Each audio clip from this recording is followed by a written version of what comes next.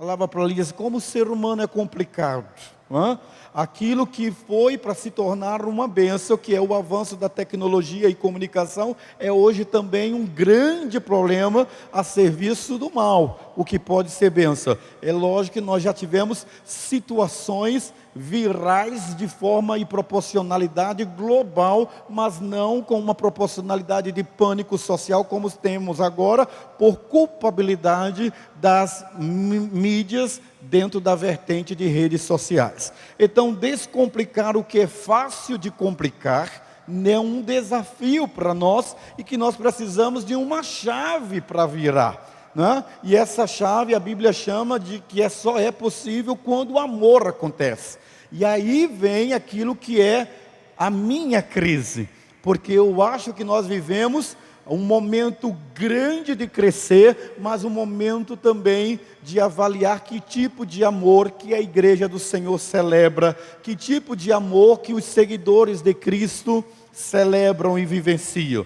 E aí eu vou para um texto muito conhecido, que está lá em João, capítulo 3, versículo 16.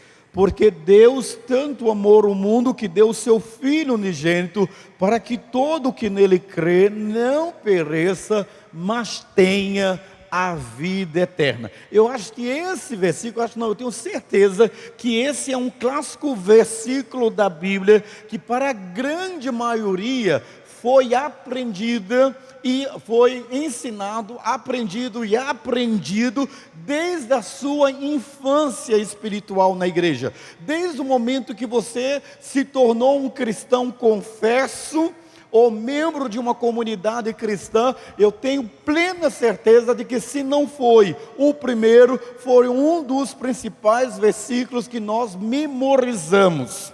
Um antigo versículo que continua nos ensinando e nos elevando na arte de aprimorar as características do DNA daquele que é mestre e senhor da nossa vida. A Bíblia, queridos, é enfática sobre a importância do amor, principalmente nesses últimos dias, principalmente nessas circunstâncias, onde eu questiono o seguinte: será mesmo que nós estamos preparados para viver o amor num país de cortina fechada? Será que realmente que nós estamos preparados a sermos perseguidos e arrastados por praças públicas e cenários aterrorizantes e ameaçadores para nós confessarmos ou negarmos a nossa fé? Mateus capítulo 24, versículo 12, ele diz que devido ao aumento da maldade, o amor de muitos esfriará. Oh, pancada na nossa cabeça, né, gente? Pancada. Eu tenho medo de que o evangelho no Brasil seja um evento, um negócio, uma coisa, menos estilo de vida.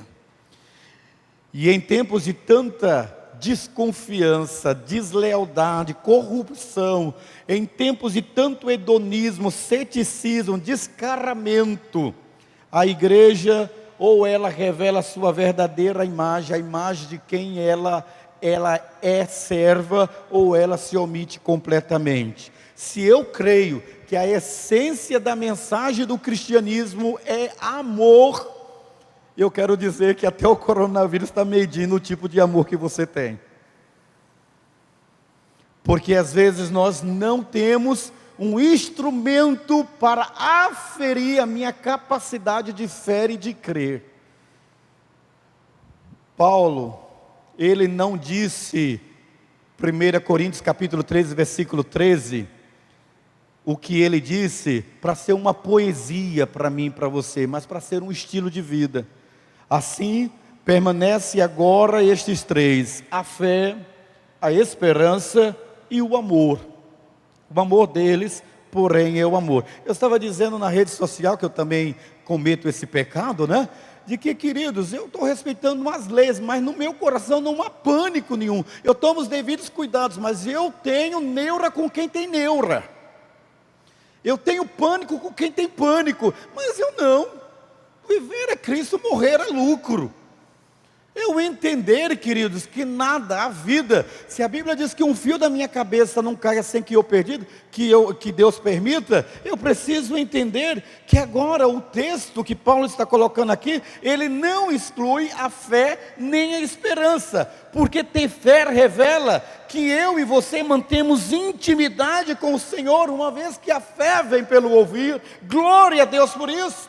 Eu acredito que o Evangelho é esperança, porque a esperança ela revela sua visão sobre algo maior e sublime, nos levando a experimentar o melhor de Deus, onde Cristo é a esperança da glória.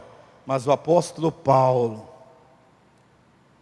ele não está falando em tempos de bonança, ele está falando em tempos de crise. Ele coloca o amor como sendo algo superior. Algo superior. Se eu quero, como discípulo, como seguidor de Cristo, dizer que a igreja local é a esperança do mundo, cruz credo, que esperança é essa, hein? Se nós somos e nos comportamos, temos a mesma postura que qualquer cidadão que ainda não foi alcançado pela graça, estamos amedrontados, encurralados. Eu tenho dificuldade de entender, queridos, que essa fé, que não é capaz de propor mudanças, ela não é fé, ela é religião. Eu tenho uma amiga, eu acho que ela não é tão minha amiga mais assim, porque tem tanto tempo que eu não vejo, quando a gente não vê a pessoa e não mantém contato com ela, não é tão amigo assim. Mas eu lembro que a missionária Ana Alzira, quando me antecedeu em Angola, no tempo da guerra, quando a guerra desencadeou em Angola, uma nave, era bomba para tudo que é lado, não era bomba para tudo que é lado. Então, uma nave, um avião da Força Aérea Brasileira, pousou em Angola, para tirar todos os brasileiros e missionários que estavam naquele país. Era hora de tirar todos os estrangeiros, e a FAB foi e pousou lá em Angola. Queridos, e a Ana Alzira, ela se negou a ficar. Uma mulher pequena, frágil, ela disse: eu não posso.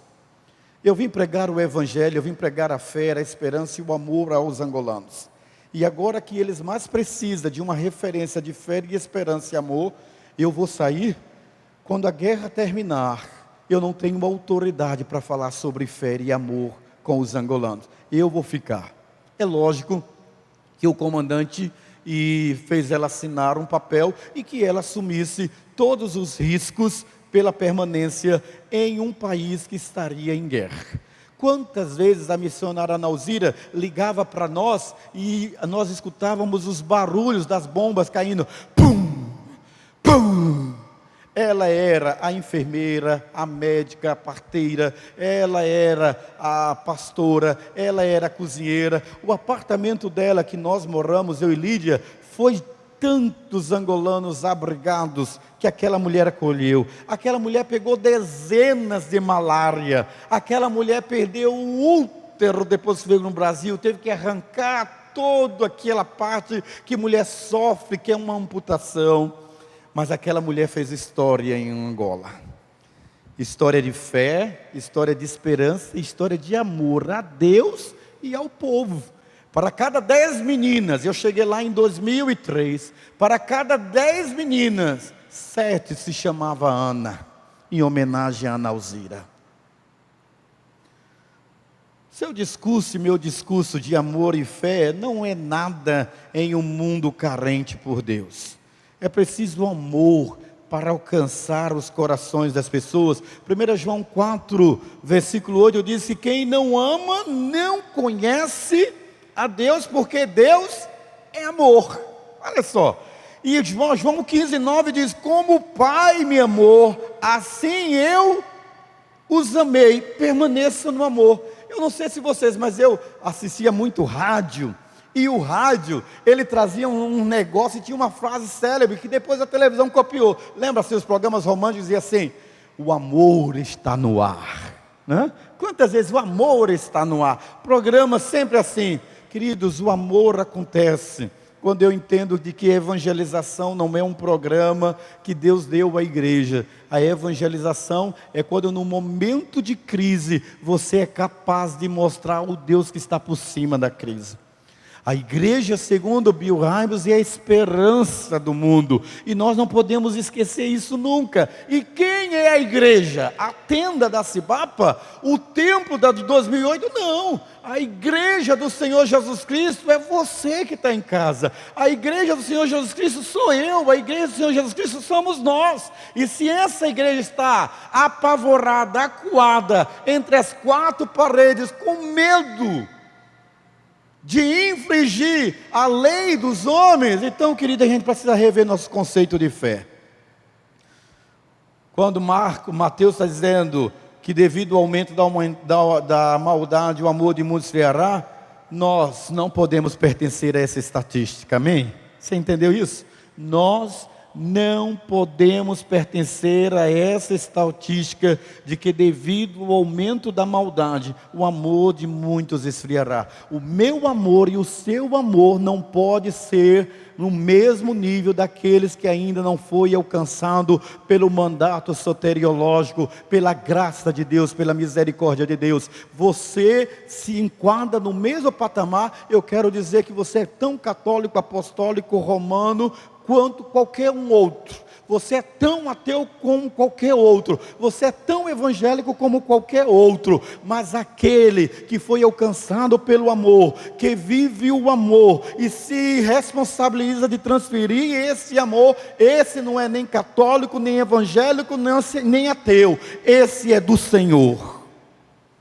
E essa é a diferença que marca o século, o homem do século 21, do homem pós-moderno.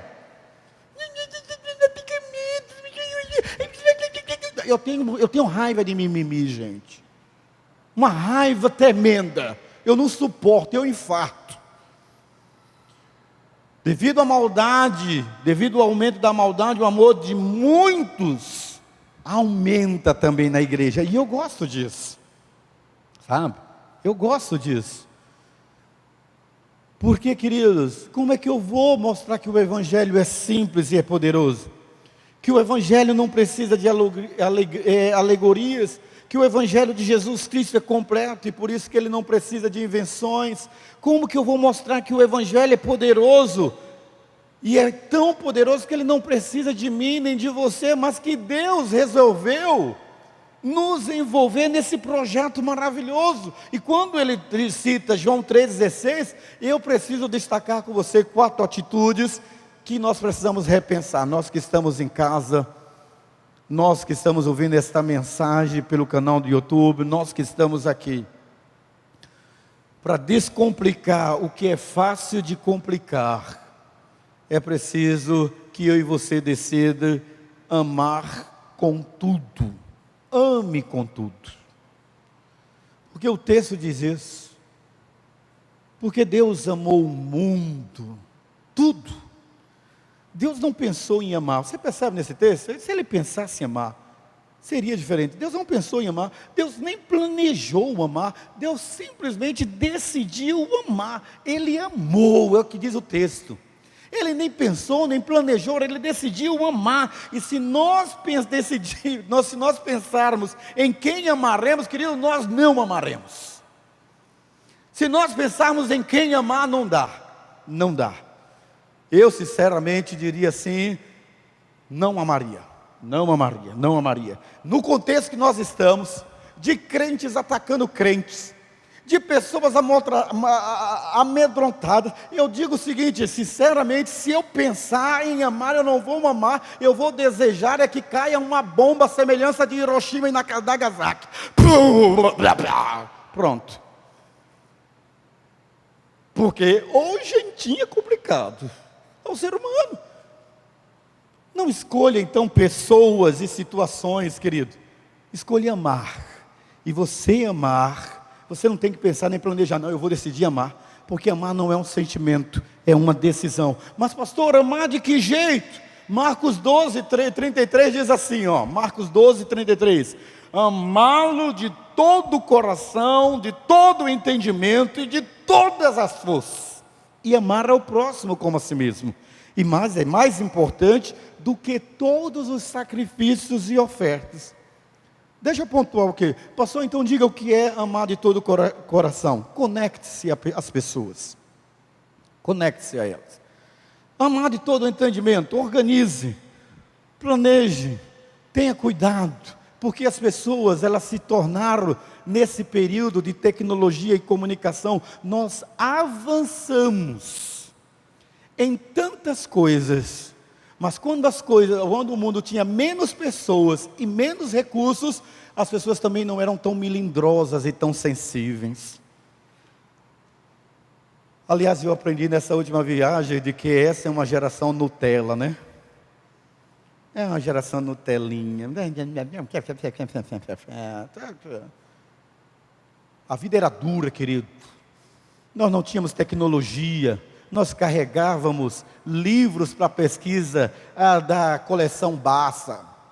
Entendeu? A gente carregava livros, a gente escrevia com muita dificuldade. Essa geração tem tudo na mão. Os que nasceram nessa geração, que é chamada de geração Y, eles se tornaram tão frágeis, tão vulneráveis, que até contaminaram quem é da minha geração, geração X. E olhe lá se não contaminaram a geração Baby Boomers. Agora todo mundo que era forte, valente, a semelhança de Popeye, que comia espinafre, e Olivia gritava, Popeye! Todos eles foram contaminados por essa geração do mimimi. A gente precisa amar com todas as nossas forças, como a si mesmo. A gente precisa voltar a conhecer a Deus, conversãozinha, supérflua e frágilzinha. Nós só temos um meio de descomplicar o que é fácil de complicar. Esteja disponível para agir. O texto sagrado diz que o Senhor deu o seu Filho unigênito. Amar e doar andam de mãos dadas, queridos. Eu acho que é um tempo da gente conseguir evangelizar mesmo, mas evangelizar na perspectiva de organizar nossas ideias, nossos sentimentos, de direcionar a nossa capacidade de crer para a mais alta eficiência que há em Cristo Jesus. Nós precisamos voltar a ver os céus abertos e uma voz ecoar do céu dizendo: este é o meu Filho em quem me comprazo. A gente precisa voltar a ser a referência de paz em meio à turbulência. A gente precisa ser agente de limpeza em um mundo de sujeira. A gente precisa ser agentes que provoca reforma e edifica aquilo que tem sido destituído, porque nós somos agentes de transformação. João capítulo 20, versículo 21 diz que Jesus novamente diz: paz seja com vocês, assim como o Pai me enviou, eu os envio. Sabe, Paulo mudou o mundo, mas não só foi ele não. O texto já diz assim: esses que têm alvoroçado o mundo chegaram também até nós. Eu fico pensando que talvez a gente precise repensar muita coisa. Repensar que homem de fé que eu sou, que homem de fé você é, que mulher de fé você é, que mulher de fé você é. Fé Nutella ou fé rapadura? É doce, mas é dura. E a gente precisa repensar nisso. Talvez os frios são aqueles que não sabem para que foram salvos, e por isso eles não fazem nada. Esses são os frios. Os quentes são aqueles até que entendem, acreditam e agem, mas sob coação eles ficam intimidados. Mas pior mesmo são os mornos. Talvez sejam os mornos os leprosos espirituais. Eles enxergam, tocam, mas não sentem nada. Oxalá queira Deus que o nosso amor nos dê uma visão de que o nosso relacionamento precisa ser fortalecido por um amor inegociável, aonde eu amo a Deus de todo o meu coração, de toda a minha alma e de todo o meu entendimento. Amar acima do marido é difícil, né? Amar acima da esposa é difícil. Pior deve ser amar acima dos filhos. Mas o Evangelho diz que o amor é isso. Talvez esse amor me faça repensar de que eu não esteja tão preparado para viver o evangelismo, porque o evangelismo é suprir a necessidade do necessitado, é um instrumento de provisão. Ou seja, querido, para descomplicar o que é fácil de complicar, eu preciso estar disposto a compartilhar a boa notícia. Num tempo de má notícia, num tempo de informações ruins, num tempo, de negativismo, nós não podemos esquecer que somos carteiros, entregamos a carta, e a mensagem fala por si só. Nós temos um mandato de Deus de sermos as cartas vivas de Deus aos homens.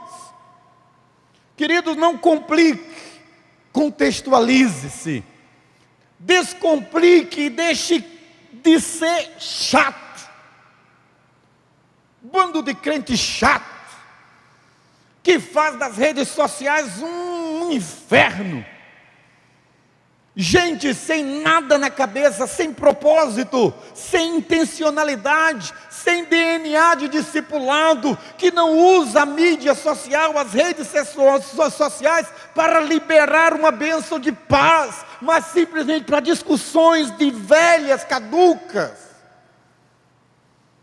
Pastor, e qual é o diagnóstico que o Senhor dá sobre esse quadro dos crentes frívolos, superficiais, presos às redes sociais, aos comentários de mídia?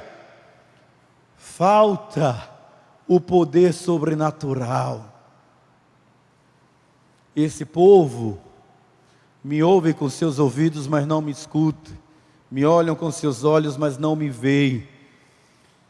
Celebram suas grandes festas, mas seus corações estão longe da minha presença.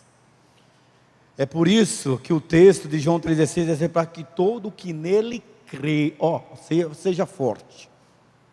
O fato do cara ser membro de uma igreja, o fato do cara estar numa igreja, e o fato do cara trabalhar na igreja, ou do cara ser voluntário numa igreja, não significa que ele crê. Não significa, não. Na vertente relacional, aonde nós experimentamos a dinâmica da interação entre o Senhor e seu servo, entre o discipulador e o seu discípulo, entre o Deus da graça e o Deus da misericórdia, com o que precisa de graça e misericórdia. O que nós vivemos é igrejas de programas, igrejas de eventos. Agora nós precisamos de homens e mulheres como Jonathan Edwards. Nós precisamos de homens e mulheres como Spurgeon. Nós precisamos de homens e mulheres como John Hus, como os irmãos Morávios. Nós precisamos de homens e mulheres como John Wesley. Nós precisamos de homens e mulheres à semelhança daqueles que estavam dispostos a dar a sua vida em função, em visão e em função, não da estrutura, mas do que criam. Eles sabiam porque criam, e estavam certos de que Deus era poderoso para guardar o seu tesouro até o dia final. Eita, por multiplicar a iniquidade no mundo, não foi só o amor que esfriou, foi a qualidade de crentes. Está igualzinho, você já notou que a gente vai no supermercado, os supermercados estão assim, ó. O supermercado não aumentou o pacote do leite ninho. Leite em pó, diz o ninho, tá gente? Leite em pó. O supermercado não aumentou o preço do detergente. O supermercado não aumentou o preço do chocolate em pó. O que é que o supermercado, as grandes indústrias fizeram? Eles diminuíram a quantidade. O que era para ser 1 quilo passou a ser 800 gramas, pelo mesmo valor. Ou seja, nós entramos no processo de diminuir, em vez de crescermos. Se for o nosso chamado foi para crescer de degrau em degrau até a estatura de varão perfeito, nós crescemos até a estatura de varão, mas o perfeito a gente disse, só Jesus. Perdemos a qualidade e a essência de ser cristão. Nós perdemos o valor intrínseco do relacionamento discipulador quando Cristo nos discipulava e nós aceitávamos ser discipulados por Cristo. Nós temos um evangelho e um cristianismo mais humanizado do que divinizado. E em contrapartida nós temos uma igreja enfraquecida diante da crise, quando ela deveria se levantar, clamar aos céus e atrair a glória de Deus sobre a terra. Precisamos crer no sobrenatural, amado. Não pereça, mas tenha a vida eterna. Jesus não está falando, de hipótese alguma, de que vida eterna é vida humana. Vida eterna não é vida humana, é sim a vida do eterno em nós. E é por isso que nós não podemos trabalhar, pensar ou viver algo que tem essência divino sendo apenas homens e mulheres que têm medo da morte, que têm medo de contrair um vírus, que têm medo de ficar doente. A gente está assustado. Oxe, cuidado, você pegou o vírus agora, passou pela TV. A gente está com medo. A gente está em pânico. Uma igreja em pânico é uma igreja que não se submete ao senhorio de Deus para perguntar o que Deus quer. Precisamos voltar a acreditar na intervenção de Deus. Isaías capítulo 10, versículo 27 diz assim, Isaías 10, 27, pode projetar para mim, por favor, vamos lá? Isaías 10, 27, vê lá, corrija aí para mim. Isaías 10, versículo 27, deixa eu ver se eles conseguem lá, para você ler em casa, obrigado.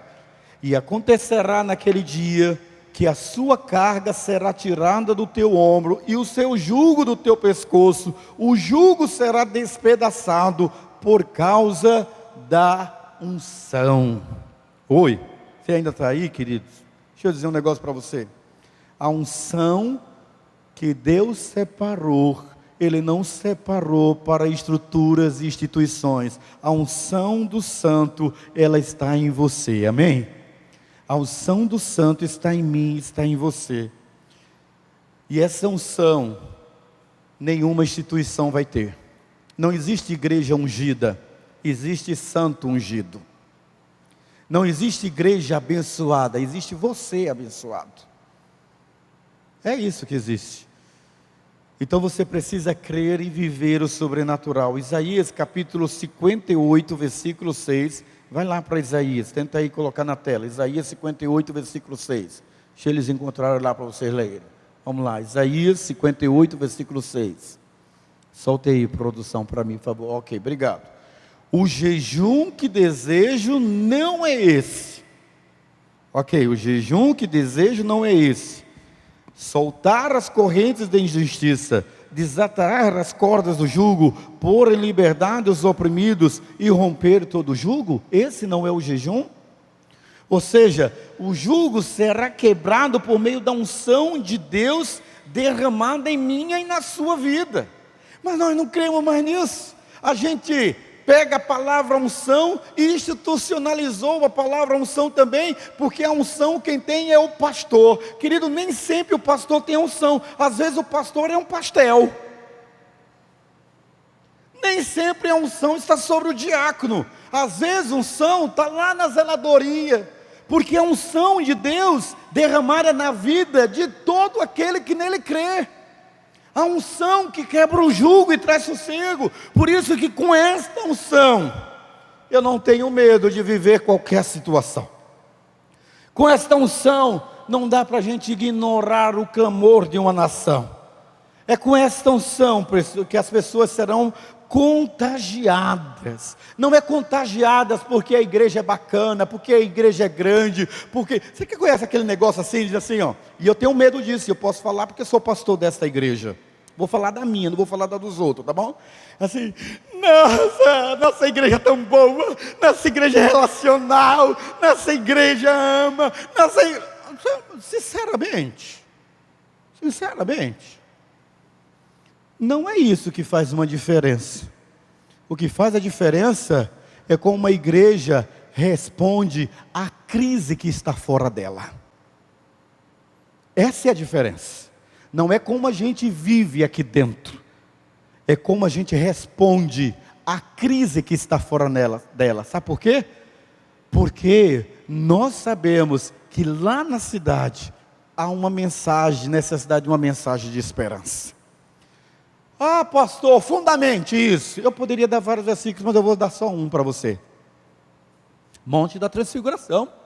Olha lá, Jesus pega 2 dos seus discípulos, 3 deles, aliás, pegam eles e diz: vamos ali que eu quero mostrar algo maravilhoso para vocês. Eu quero que vocês vejam o tipo de adoração e o tipo de relacionamento que o Pai quer ter com vocês. Vem cá, segue-me. E o povo foi, os discípulos foram. Chegou lá, Jesus começou a dialogar com o Pai. Pai, lá, pai, glória a Deus, lá, papá. De repente, o monte se transfigura e aparece 2 figuras que é ícone da fé judaica, Moisés e Elias. E Jesus começa a dialogar com Elias e com Moisés. E naquele diálogo todo, os discípulos estão lá. Nossa glória! Blá, blá. Eu acho que houve um mistério naquele momento tão grande. Que quando terminou, os discípulos disseram: é isso aí que a gente quer, é essa qualidade de adoração que nós queremos, mestre. Vamos fazer aqui 3 tendas, uma para o Senhor, uma para Elias, outra para Moisés. Não precisa nem tenda para nós nos contentamos em ver vocês 3, oh glória! Jesus disse: não entenderam nada, vamos voltar, porque lá embaixo está se precisando de uma mensagem de esperança. Você entendeu? Tudo aqui está muito bom. Eu sou o melhor, ou seja, eu sou o pastor da melhor igreja do mundo, se eu fizer uma leitura da qualidade de comunhão que nós temos e da predisposição que nós temos de servir internamente. Não, eu não estou batendo em você. Eu estou levando você a refletir. Antes que você fique fazendo conceitos, interpretando a minha palavra, todo o espírito de interpretação errada está repreendido em nome de Jesus. Eu estou dizendo para você que a igreja que Jesus quer é aquela que faz uma leitura da crise que está lá fora e pensa em que resposta que ela vai dar ao mundo que está em crise, porque ela mesma não está em crise. Não tenha vergonha de falar e de agir conforme o que você crê e não com o que a mídia quer que você acredite. Não sou, né? Mas se eu fosse cantar aqui, eu ia cantar a música de um grupo musical da minha época, Dominó. Não se reprima, não se reprima. Querido, não se reprima. Sorria.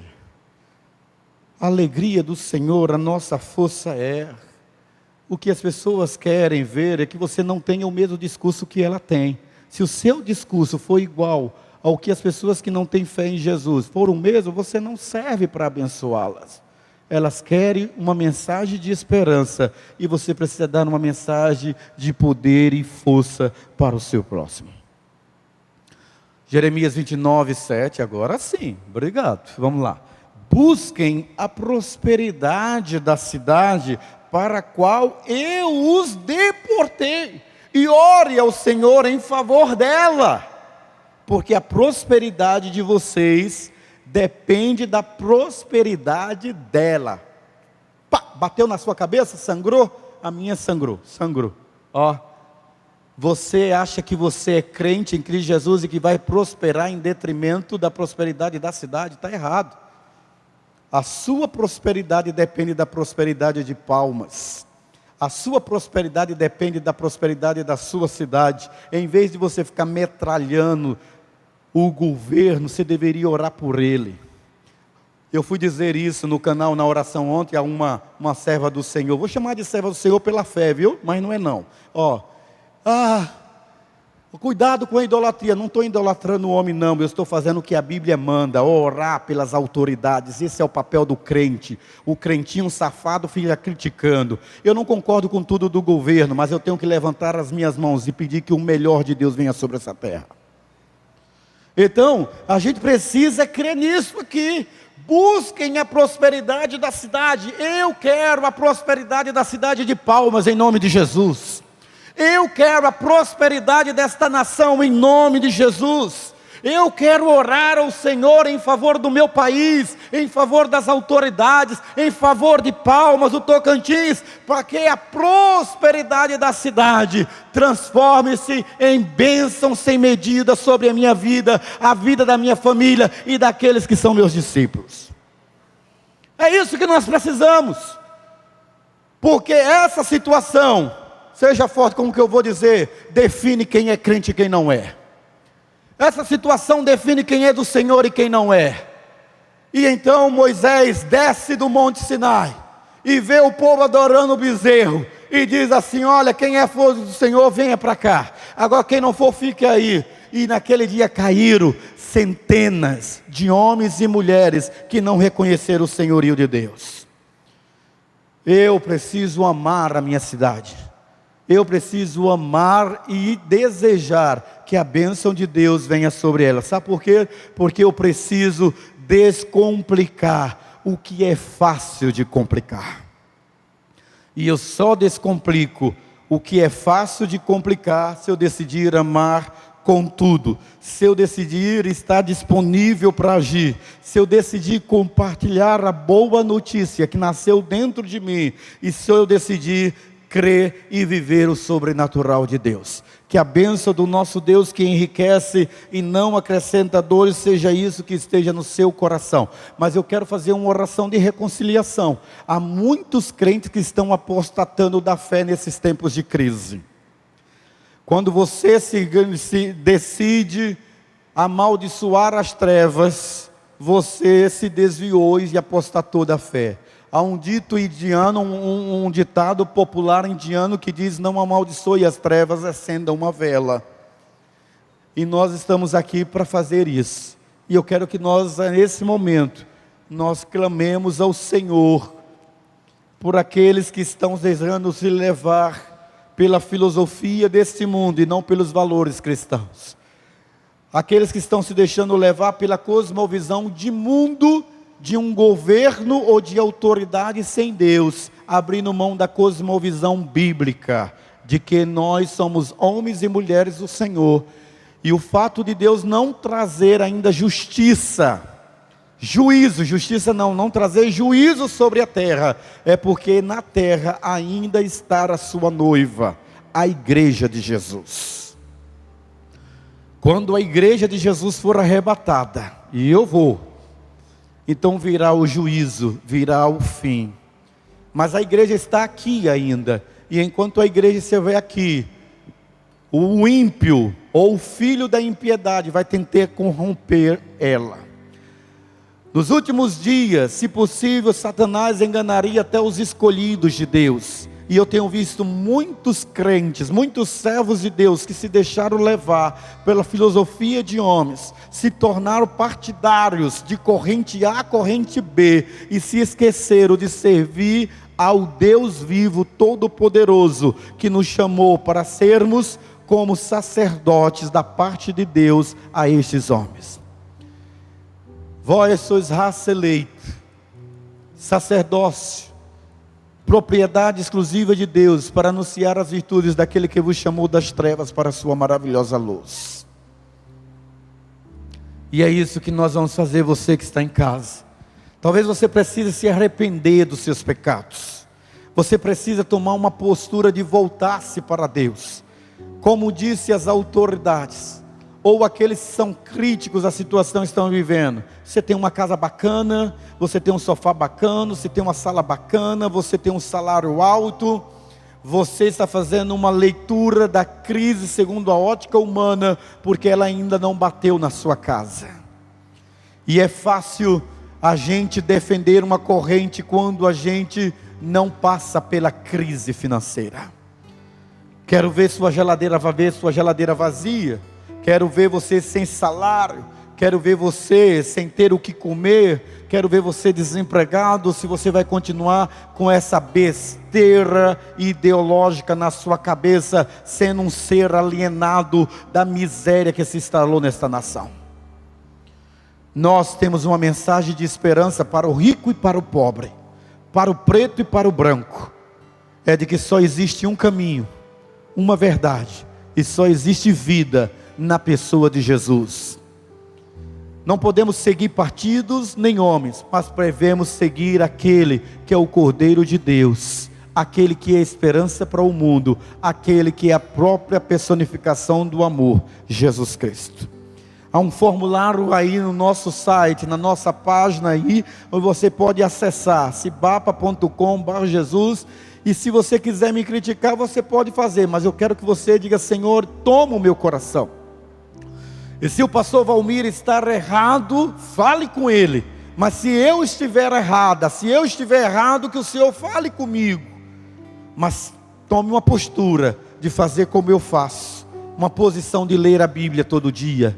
Uma posição de ouvir louvores ao Senhor. Uma posição de ler a palavra. Uma posição de visitar as verdadeiras misérias escondidas pelo plano diretor belíssimo de Palma. Pelas periferias. Vai lá na Morada do Sol, vai lá no Lago Norte, vai lá nas periferias de Palmas, vai lá na Capadócia, vai nos lugares mais distantes do plano diretor, para você ver a verdadeira e realidade social da nossa cidade.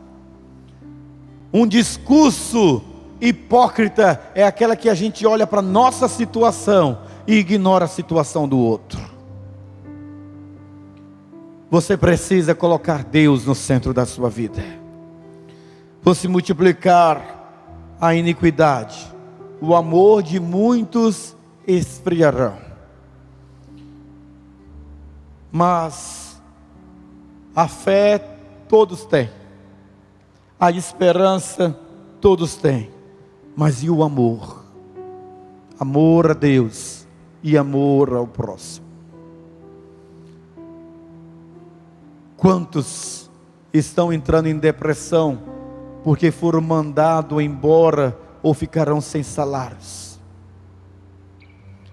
Quantos funcionários do município de Palmas foram pegos por surpresa por rescisão contratual feito no dia anterior pela nossa prefeita Cíntia, no momento de crise?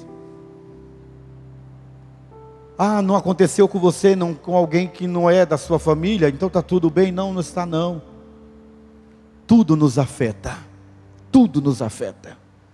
E nós precisamos orar. Porque Deus vai mudar o cenário da nossa nação, quando mudar o cenário do nosso coração. Quando nós chorarmos pelos pecados desta nação, porque são nossos pecados. Quando chorarmos por conta da injustiça cometida nesta nação, porque são nossas injustiças. Nós somos brasileiros e todos nós estamos no mesmo saco.